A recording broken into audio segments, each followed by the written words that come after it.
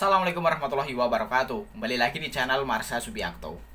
Pada kesempatan kali ini kita akan kembali membahas informasi menarik. Kali ini kembali terkait dengan honorer dan P3K ya. Jadi hari ini kembali ada informasi atau berita menarik berkaitan dengan honorer dan P3K ini.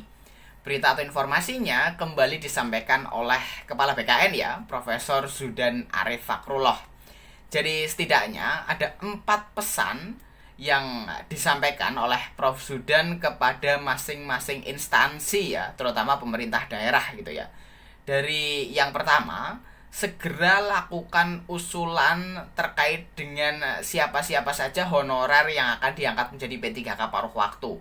Karena BKN belum bisa mengeluarkan pertek atau pertimbangan teknis pengangkatan P3K paruh waktu jika belum ada usulan dari masing-masing instansi. Kemudian yang kedua, tidak boleh melakukan PHK terhadap para honorer. Jadi honorer harus tetap digaji dan tetap bisa bekerja selama menunggu diangkat menjadi P3K. Kemudian yang ketiga, lakukan pembekalan kepada para calon P3K atau calon PNS yang diterima untuk formasi tahun 2024 sebelum mereka diangkat atau resmi diangkat menjadi CPNS dan P3K, sehingga mereka bisa siap untuk bekerja. Dan yang terakhir kita coba lihat nanti di beritanya ya. Dan mungkin untuk lebih jelasnya terkait dengan 4 poin penting yang disampaikan oleh Prof. Zudan ini, kali ini kita akan coba lihat beritanya ya. Langsung saja, bagi yang penasaran, simak terus. Oke, bismillahirrahmanirrahim. Langsung saja kita mulai. Jadi inilah 4 poin penting instruksi terbaru dari Kepala BKN ya. Diberitakan oleh jpnn.com. Judulnya 4 poin penting instruksi terbaru Kepala BKN soal nasib honorer gagal CPNS dan P3K 2024. Kita coba bacakan ya. Kepala Badan Kepegawaian Negara, Zudan Arif Fakrullah menyampaikan pernyataan terbaru mengenai CPNS, nasib honorer, dan pengangkatan non-ASN menjadi P3K paruh waktu. Berikut beberapa poin penting pernyataan terbaru Kepala BKN Prof. Zudan panggilan akrabnya. 1. Segera usulkan pengangkatan P3K paruh waktu. Kepala BKN meminta instansi pusat dan daerah untuk mulai mempersiapkan pengusulan pengangkatan P3K paruh waktu. Dia mengatakan, BKN tidak dapat mengeluarkan pertimbangan teknis atau pertek pengangkatan honorer jadi P3K paruh waktu tanpa usulan dari instansi. Diketahui, mekanisme pengangkatan honorer menjadi P3K paruh waktu diatur dalam Kepmenpan RB nomor 16 tahun 2025. Dalam Kepmenpan RB 16 tahun 2025 itu disebutkan bahwa pengadaan P3K paruh waktu dilakukan berdasarkan hasil seleksi ASN 2024. Pada diktum kelima, Kepmenpan RB tertanggal 13 Januari 2025 itu dinyatakan bahwa pengadaan P3K paruh waktu dilaksanakan bagi honorer database BKN dengan ketentuan sebagai berikut. 1. Telah mengikuti seleksi CPNS tahun anggaran 2024 namun tidak lulus atau telah mengikuti seluruh tahapan seleksi P3K tahun anggaran 2024 namun tidak dapat mengisi lowongan kebutuhan. Mengenai mekanisme pengangkatan honorer database BKN menjadi P3K paruh waktu diatur di diktum ke-7 Kepmenpan RB 16 2025, yakni A. Pejabat Pembina Kepegawaian atau PPK mengusulkan rincian kebutuhan P3K paruh waktu kepada Menpan RB berdasarkan ketentuan sebagaimana dimaksud dalam diktum kelima. B. Rincian kebutuhan P3K paruh waktu bagi non-ASN sebagaimana dimaksud dalam diktum kelima wajib diusulkan seluruhnya oleh PPK. C. Menpan RB menetapkan rincian kebutuhan P3K paruh waktu pada setiap instansi pemerintah. D. Rincian kebutuhan P3K paruh waktu terdiri atas kebutuhan jumlah, jenis jabatan, kualifikasi pendidikan, dan unit penempatan. E.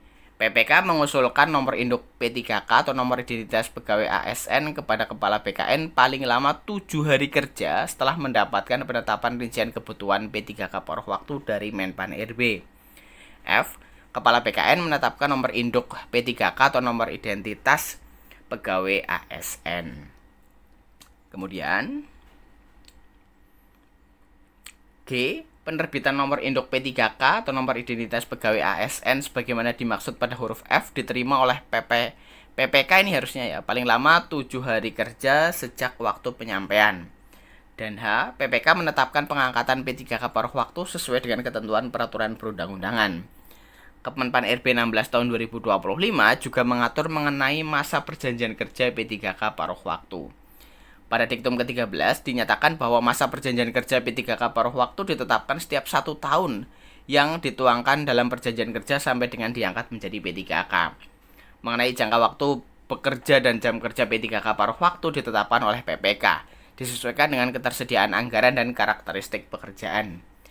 Adapun terkait gaji P3K paruh waktu tertuang dalam diktum ke-19 Kemenpan RB 16 tahun 2025 bahwa P3K paruh waktu diberikan upah paling sedikit sesuai dengan besaran yang diterima saat menjadi pegawai non-ASN atau setara dengan upah minimum yang berlaku di suatu wilayah.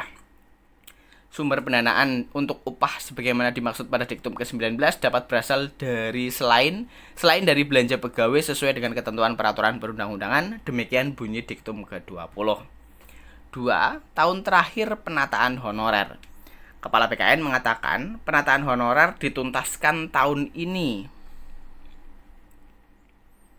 Selanjutnya, perekrutan CASN akan dilakukan dari jalur fresh graduate ya. Tahun ini merupakan tahun terakhir dalam penataan non-ASN dari tenaga honorer, karena ke depan pemerintah akan fokus pada perekrutan fresh graduate, kata Zudan Arif, Jumat 28 Maret 2025. 3. Jangan lupa siapkan gaji honorer. Prof. Zudan mengimbau seluruh instansi pemerintah pusat maupun daerah tetap menganggarkan gaji honorer. Jangan sampai honorer yang sedang mengikuti proses seleksi hingga diangkat menjadi ASN sesuai dengan surat Menpan RB nomor B/5993 bla bla bla bla tanggal 12 Desember 2024 tidak mendapatkan hak-haknya. Zudan juga menekankan agar pejabat pembina kepegawaian atau PPK instansi pusat dan daerah tidak memberhentikan honorer dalam masa tunggu pengangkatan P3K. Kami berharap agar tidak ada yang dirugikan dari proses penyesuaian pengangkatan CASN 2024 ini, pesannya. 4. Pembekalan CPNS 2024 dan P3K 2024. Prof. Zudan menekankan bahwa proses pengangkatan CASN harus terus berjalan hingga SK pengangkatan diterbitkan. Dia meminta instansi segera memanggil para CPNS dan calon P3K untuk diberikan pembekalan baik melalui daring maupun luring. Selanjutnya, instansi harus memberikan pembekalan atau pelatihan kepada calon ASN sebelum diangkat menjadi CPNS maupun P3K agar saat masuk bekerja dapat bekerja dengan baik dan pelaksanaannya bisa melalui luring maupun daring sesuai kemampuan masing-masing instansi, pesan Prof. Zudan. Ya, jadi itulah ya 4 poin penting instruksi yang diberikan oleh Profesor Zudan Arif Fakrullah. Beliau adalah Kepala BKN ya, yang semoga hal ini bisa dipatuhi oleh masing-masing instansi ya, sehingga proses penyelesaian dan pengangkatan CPNS maupun P3K formasi tahun 2024 bisa berjalan dengan lancar. Jadi mungkin itu ya informasi yang bisa disampaikan pada kesempatan kali ini. Jika ada tanggapan atau pertanyaan berkaitan dengan hal ini, teman-teman bisa tinggalkan di kolom komentar. Mungkin cukup sekian, terima kasih, mohon maaf bila ada kesalahan. Wassalamualaikum warahmatullahi wabarakatuh.